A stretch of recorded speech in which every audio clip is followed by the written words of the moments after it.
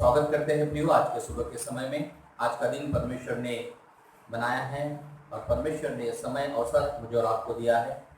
कई लोग हैं जो आज का दिन नहीं देख पाए हैं, इस जग को छोड़कर चले गए हैं और उनकी यादें बाकी है। कल 15 अगस्त जब हुआ तो उस यादों के गीतों को लगाते थे जिन्होंने भारत देश के लिए कुर्बानी दी, आज़ादी के लिए कुर्बानी दी। हमारे भारत देश के सैनिक शहीद हुए हैं, बहुत सारे स्वतंत्र सेनानी जो है वो जो है उन्होंने देश की आज़ादी के लिए लड़ाई लड़ी, कुछ शहीद हुए हैं, कुछ बचे हैं। उनके याद के उपलक्ष्य में जो है कल गीत गाते हैं। वैसा ही आज कई लोग नहीं हैं इस दुनिया में, लेकिन आज हम लोग यहाँ पर उपस्थित हैं। आमीन। परमेश्वर उपस्थित है, पिता पुत्र पवित्र आत्मा उपस्थित है। परमेश्वर का वचन आज हम देखेंगे। आप सब लोग जितने मुझे सुन रहे हैं, देख रहे हैं, अपने घरों में हैं, मैं चाहता हूं कि अपना बाइबल लेकर बैठिए, अपना नोटबुक पेन लेकर बैठिए और प्रभु के वचन को लिख के रखिए और याद कीजिए। आइए हम लोग प्रार्थना करेंगे। सर्वशक्तिमान दयालु परमेश्वर अनुग्रहकारी पिता, हम धन्यवाद देते हैं आज के दिन के लिए, यह समय आपने हमारे जीवन में दिया। पवित्र आत्मा, आप हमारा मार्गदर्शन कर, वचन बताने के लिए सहायता मदद कर। प्रभु परमेश्वर, जो सुनते हैं और जो पढ़ते हैं उनको आशीष दे राजा, और आपका प्रकाश होने दीजिए। धन्यवाद। यीशु प्रभु नासरी के नाम से प्रार्थना मांगते हैं, सुन और कबूल कर देता। आमीन आमीन। पिछले समय मैंने बताया था कि जो निपुण योद्धा है कैसा होना चाहिए। मैंने 3 पॉइंट आपको बताया था। पहला पॉइंट मैंने बताया था आपको कि जो निपुण योद्धा है उसके पास दर्शन होना चाहिए, लक्ष्य होना चाहिए, और मैंने बताया था आपको कि किस प्रकार से हमारा दर्शन को परमेश्वर पूरा करता है। और वो दर्शन केवल हमारी याद में नहीं होना चाहिए, लेकिन लिख के रखना चाहिए। हबक्कुक दूसरे अध्याय में वो कहता है कि वो दर्शन को जो आपने देखा है, जो आपके पास लक्ष्य है, उसको लिख के रखो। ऐसा लिख के रखो कि दूर से भी वो पढ़ा जाए, बड़े बड़े अक्षरों में लिख के रखो। इसलिए परमेश्वर का वचन हम बड़े अक्षरों में यहाँ से लिखते कि वहां से भी लोग पढ़ने पाए। ये परमेश्वर का दर्शन था कि परमेश्वर का वचन का प्रकाशन आपको मिले, हम सबको मिले। सब लोगों को परमेश्वर का वचन का प्रकाशन नहीं आया,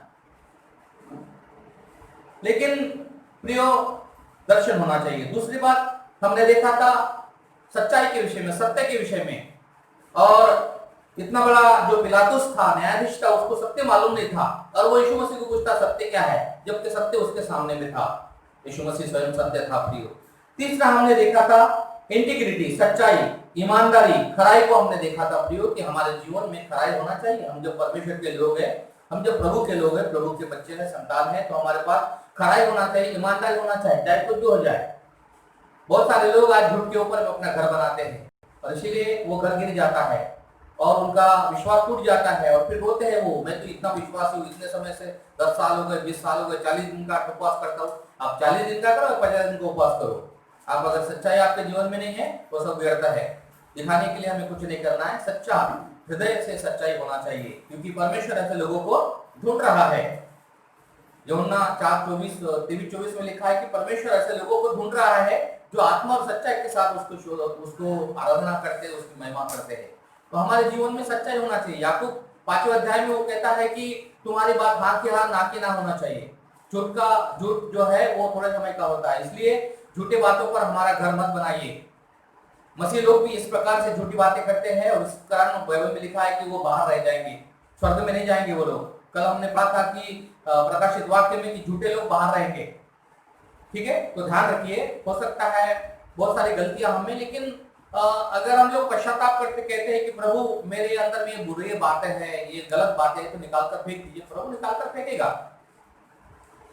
कोई भी परफेक्ट नहीं है, हर एक व्यक्ति कुछ ना कुछ गलती करता है, लेकिन अगर हम लोगों को पता है कि मैंने वो गलती किया है, पाप किया है, तो हमको अंगीकार करना है, पापों का अंगीकार करना है, उसको छोड़ देना है। यही बहुत बुद्धिमानी का काम है। तीसरी बात हम देखेंगे प्रियो कि जो निपुण योद्धा है, सच्चा योद्धा कैसा होना चाहिए। तीसरी बात हम देखेंगे कि उसको ज्ञान होना चाहिए, उसको ज्ञान और बुद्धि होना चाहिए। सब लोग बोलो ज्ञान और बुद्धि। ज्ञान और बुद्धि, दो प्रकार के ज्ञान और दो प्रकार की बुद्धि मैं आपको आज को बताऊंगा। दो प्रकार के ज्ञान और दो प्रकार की बुद्धि है। एक जो है मनुष्य की बुद्धि और मनुष्य का ज्ञान, एक जो है परमेश्वर का बुद्धि और परमेश्वर का ज्ञान।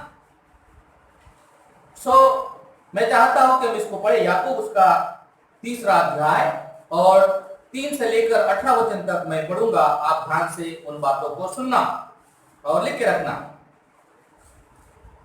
याकूब जो है ये यीशु मसीह का भाई है, क्योंकि यीशु प्रभु का जो शिष्य है उसकी सर कलम कर दिया था, वो मर गया था उसके पहले। ये किताब नहीं लिखा, शिष्य लोगों ने किताब में लिखा। ये यीशु मसीह का भाई है। यीशु प्रभु के भाई प्रभु यीशु मसीह पर विश्वास नहीं करते थे जब तक क्रूस पर नहीं चढ़ा। क्रूस पर चढ़ने के बाद उसके भाई विश्वास में आ गए। उसमें से एक जो है याकूब है, जिसने ये पुस्तक लिखा। उसके बाद यहूदा है।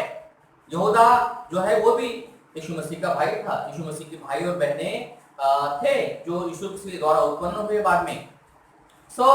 मैं चाहता हूं कि हम इस बात को ध्यान रखें। परमेश्वर का वचन पढ़ेंगे। तुम में ज्ञानवान और समझदार कौन है? जो ऐसा हो वह अपने कामों को अच्छे चाल चलन से उस नम्रता सहित प्रकट करे जो ज्ञान से उत्पन्न होता है। पर यदि तुम में अपने अपने मन में कड़वी डाह विरोध हो तो सत्य के विरोध में घमंड न करना और न तो झूठ बोलना। वचन 15, यह ज्ञान वो नहीं है जो ऊपर से आता है, वरन संसारिक, शारीरिक और शैतानी है। इसलिए कि जहां डाह विरोध होता है वहां बखेड़ा और हर प्रकार के दुष्कर्म भी होता है। वचन 17, पर जो ज्ञान ऊपर से आता है वह पहले तो पवित्र होता है, फिर मिलनसार, कोमल और मृदु भाव और दया, अच्छे फलों से लदा हुआ और पक्षपात और कपट रहित होता है, और मिलाप करने वालों के लिए धार्मिकता का फल मेल मिलाप के साथ बोया जाता है। यहां पर हम दो प्रकार के ज्ञान के विषय में बात करेंगे। दो प्रकार का ज्ञान, दो प्रकार की बुद्धि। सबसे पहले हमें इन बात को समझना है कि ज्ञान और बुद्धि क्या है, किस प्रकार से है। ज्ञान और बुद्धि को समझना है। बहुत सारे बुद्धिमान इस संसार में लोग ऊपर चले गए हैं।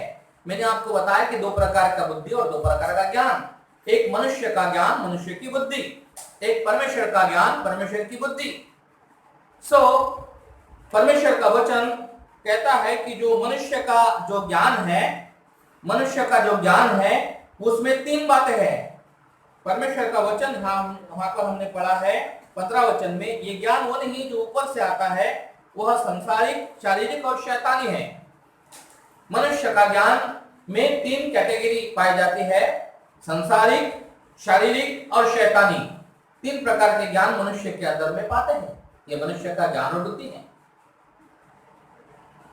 लेकिन परमेश्वर का ज्ञान जो है वो आत्मा से भरा हुआ, वचन से भरा हुआ, अभिषेक से भरा हुआ होता है। 3 बातें मनुष्य के ज्ञान में जुड़ी हुई है, 3 बातें परमेश्वर के ज्ञान से जुड़ी है। मनुष्य का ज्ञान जो है वो सांसारिक है, शारीरिक है और शैतानी है, परंतु परमेश्वर का ज्ञान आत्मिकता से भरा है, वचन से भरा है और अभिषेक से भरा है। मेरे प्रियो, सबसे पहले हम देखेंगे कि मनुष्य का ज्ञान क्या है। मनुष्य का ज्ञान क्या है? ज्ञान क्या है इस बात को देखेंगे, और बुद्धि क्या है। ज्ञान क्या है? ज्ञान जानना है, खोज करना है। ज्ञान क्या है? जानना है और खोज करना है। बुद्धि क्या है? ज्ञान को खोज करने के बाद उस पर कार्य करना है। ज्ञान को जब खोज किया हम लोगों ने, उस पर कार्य करना है। बहुत लोग ज्ञान तो प्राप्त किए हैं लेकिन उस पर कार्य नहीं किया है, इसीलिए वो अधूरा है। ताली 2 हाथ से बजाई जाती है। कोई भी जो बातें हैं 2 पहलू होते हैं, अच्छा और बुरा होता है। एक जो सिक्का होता है उसके 2 पहलू होते हैं। हर एक बात के 2 पहलू होते हैं। परमेश्वर का वचन 2 धारी है, आपको भी काटता, मुझे भी काटता है। जो प्रचारक है उसको भी काटता है और आपको भी काटता है। गांठ गांठ और गुदे गुदे को आर पार छेदता है। दो पहलुओं को हम देखते हैं। तो यहाँ कुछ लोग ज्ञान तो प्राप्त करते हैं लेकिन उसको कार्य में नहीं लाते हैं। ज्ञान मतलब प्राप्त करना, खोज करना, जानना, ये ज्ञान है। और ज्ञान कहां से आता है? कहां से आता है? ऊपर से आता है। ज्ञान कहां से आता है? ऐसा कीजिए, ऐसा उंगली कीजिए। ज्ञान, ये ज्ञान है। ज्ञान कहां से आता है? ऊपर से आता है। और फिर ज्ञान प्राप्त करने के बाद बुद्धि कहां से, कहां क्या करना है? यहाँ पर बुद्धि को क्रिया करना है। ऐसा कीजिए, पृथ्वी पर, है ना? ज्ञान प्राप्त करना है, उसके बाद ज्ञान जो प्राप्त किया है ये पृथ्वी पर उसके लिए कार्य करना है। अभी हम देखते हैं मेरे प्रियो, परमेश्वर का वचन भजन संहिता 32:9 में लिखा है और 32:8 में लिखा है। 32:8 में लिखा है कि मैं तुम्हें बुद्धि दूंगा। 9 में लिखा है कि तुम घोड़े और खच्चरों के समान न बनो। घोड़े और खच्चरों के समान न बनो जो समझ नहीं रखते हैं। घोड़े और खच्चर का क्यों उदाहरण दिया गया है? घोड़ा बलवान होता है, थकता नहीं है, बहुत दौड़ लगाता है। खच्चर के ऊपर में कितना ही बोझ ला दो वो कभी नहीं बोलता है। उनके पास शक्ति है, बल है, सब कुछ है, लेकिन वो रुकते नहीं है। वो रुकते नहीं है। उसको लगाम लगाना पड़ता है। उसको लगाम लगाना पड़ता है, इतना शक्ति होने के बाद में भी। और इसीलिए प्रभु का दास कहता है तुम घोड़े और खच्चरों के समान न बनो जो समझ नहीं रखते हैं। घोड़े और खच्चर जो है वो समझ नहीं रखते हैं। घोड़ा और खच्चर जो है ये संसारिक ज्ञान है। घोड़ा और खच्चर क्या है? ये संसारिक ज्ञान है, शारीरिक ज्ञान है, शैतानी ज्ञान है। ज्ञान से भरे हैं लोग। एक ज्ञानी झैल सिंह होके गए, है ना? उनके आगे लिखा था ज्ञानी राष्ट्रपति होके गए ना, बरोबर है? याद है कि नहीं आप लोगों को? याद होना चाहिए। हमारे वर्तमान में जो है हमारे भारत देश के राष्ट्रपति का नाम क्या है? याद होना चाहिए हमको। श्रीमान रामनाथ कोविंद जी है। हाँ, प्रधानमंत्री वो सबको मालूम है ना? श्रीमान नरेंद्र मोदी साहब। हमारे महाराष्ट्र के सीएम, मुख्यमंत्री का नाम होना चाहिए उद्धव जी ठाकरे, है ना? हमें नेताओं के नाम भी मालूम होना चाहिए। बहुत ज्ञानी लोग होके आज गए हैं मेरे प्रियो, परंतु परमेश्वर का वचन कहता है कि तुम घोड़े और खच्चरों के समान न बनो जो समझ नहीं रखते हैं। प्रियो, ये ज्ञान पृथ्वी का है। मनुष्य का ज्ञान कहां से है? पृथ्वी का ज्ञान है। परमेश्वर ने जब मनुष्य को बनाया तो उसके अंदर में ज्ञान और बुद्धि दिया। और आज अगर प्रभु पर विश्वास नहीं करते हैं तो हमसे ज्यादा बुद्धिमान है। यीशु ने कहा कि संसार के लोग बहुत बुद्धिमान, चतुर है। ऐसा यीशु मसीह ने कहा, संसार के लोग बहुत चतुर है, चतुर हमसे ज्यादा चतुर है बोलो। लेकिन वो ज्ञान और ये बुद्धि कहाँ की है? पृथ्वी की है। ऊपर से तो खोज करते हैं वो, लेकिन पृथ्वी पर उसका अमल नहीं करते हैं, अपनी बुद्धि से चलते हैं। हमें अपने बुद्धि से चलने की आवश्यकता नहीं है। इसलिए नीति वचन सुलेमान 3:5 में कहता है नीति वचन का कि अपने समझ और अपनी बुद्धि का सहारा नहीं लेना, वरन संपूर्ण मन से परमेश्वर पर भरोसा रखना, उसी को स्मरण करके हर काम करना, तब तेरे काम सफल होंगे और तू प्रभावशाली हो जाएगा। आमीन, आमीन। जो ज्ञान है, मनुष्य का ज्ञान है, वह मेरे प्रिय संसारिक है, शारीरिक है और शैतानी है, भरमाने वाला है। बहुत लोग भरमाए जा रहे हैं। इसलिए मत्ती 24 अध्याय, लूका 21 अध्याय में लिखा है कि अंत के दिनों में लोग भरमाए जाएंगे।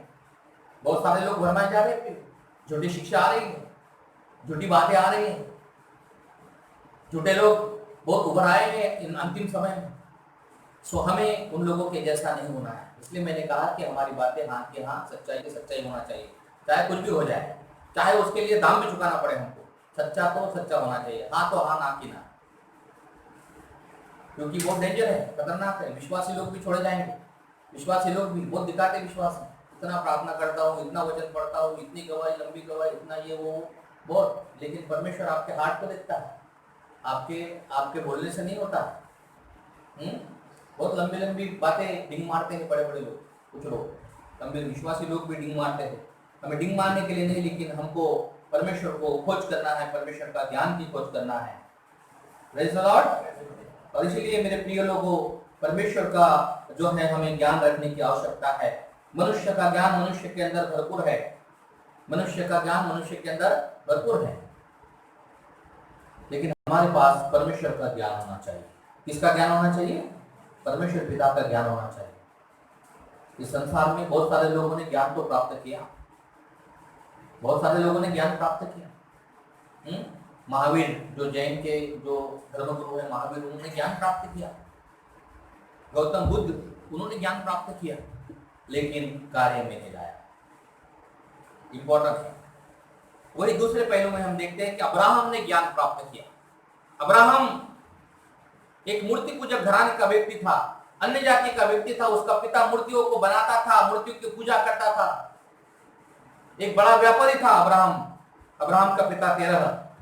लेकिन अब्राहम ने अपने पिता की राह छोड़कर उस शक्ति पर विश्वास किया जो अदृश्य है, जो सर्वशक्तिमान की शक्ति है। उसको पता नहीं परमेश्वर कौन है, लेकिन उसने उस शक्ति पर विश्वास किया। और परमेश्वर का वचन कहता है मेरे प्रियो कि परमेश्वर उसके साथ था, उसको देख रहा था उन सब बातों को। और इसलिए अब्राहम जब 75 वर्ष का हुआ तो परमेश्वर ने उसको बुलाया, परमेश्वर ने उसको बुलाया।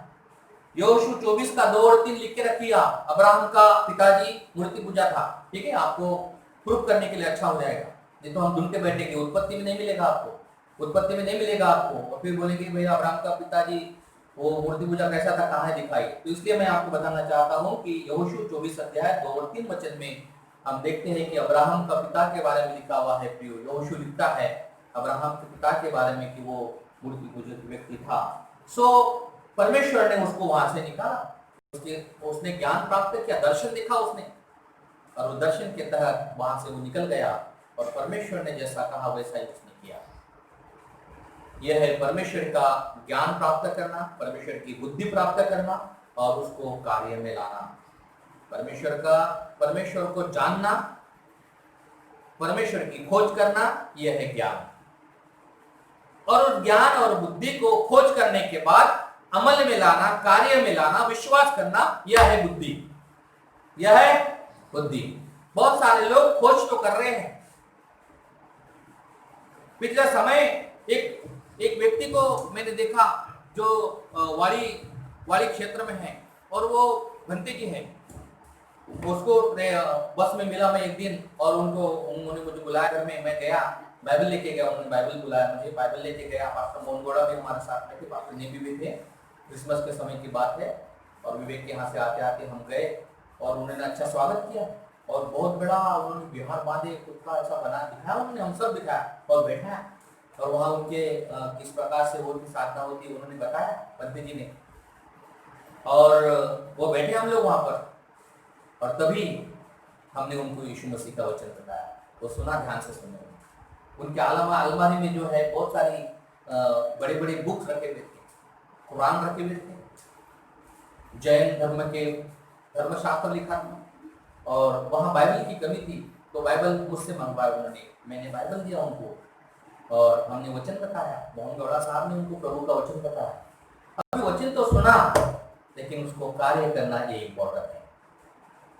बहुत सारे लोग सुनते तो सही है, हाँ हाँ हाँ हाँ हाँ हाँ, बहुत मिनटे लाते, लेकिन उस पर कार्य करना बहुत जरूरी है। क्योंकि याकूब 2 अध्याय 14 वचन, याकूब 2 अध्याय 26 वचन में परमेश्वर का वचन कहता है कि तुम्हारा विश्वास कार्य के बिना अधूरा है। विश्वास है ये कार्य, विश्वास कार्य के बिना अधूरा है। सो यदि हम विश्वास करते हैं, बहुत सारे लोग बोलते हैं हाँ हाँ हम विश्वास करते हैं, देखो सब सब सब सब सब सब एक है। एक कैसा है? सब एक कैसा है? सब एक नहीं होता है, पिता पिता होता है। हालेलुया। जो हर एक इंसान को एक ही पिता है। यहाँ कोई एक या 2 पिता है? अगर दूसरा पिता होगा तो वो सावत्र होगा, दूसरा पिता होगा तो सावत्र होगा। सावत्र पिता हो सकता है, हाँ है ना, बराबर। आपके पिता ने दूसरी शादी किया, सावत्र पिता हो गए, या फिर माँ ने दूसरी शादी किया, सावत्र पिता हो सकता है। लेकिन सगा जो पिता होता है एक ही होता है। वैसा ही हमको बनाने वाला पिता परमेश्वर, वो प्रभु यीशु मसीह है। आमीन। ताली बजाएंगे उसके लिए।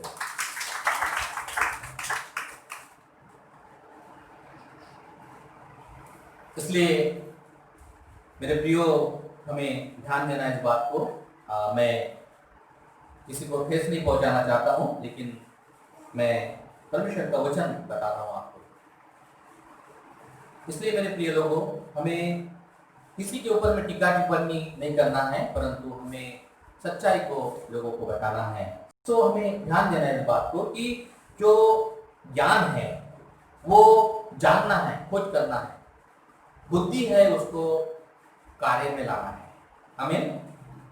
सो हम देखते हैं मेरे प्रियो कि बहुत सारे संसारिक ज्ञान, शारीरिक ज्ञान और शैतानी ज्ञान इस संसार में पाए जाते हैं, परंतु मेरे और आपके पास में परमेश्वर का ज्ञान होना चाहिए। संसार का हर एक व्यक्ति के पास परमेश्वर का ज्ञान होना चाहिए, क्योंकि परमेश्वर का ज्ञान परमेश्वर की ओर खींचता है।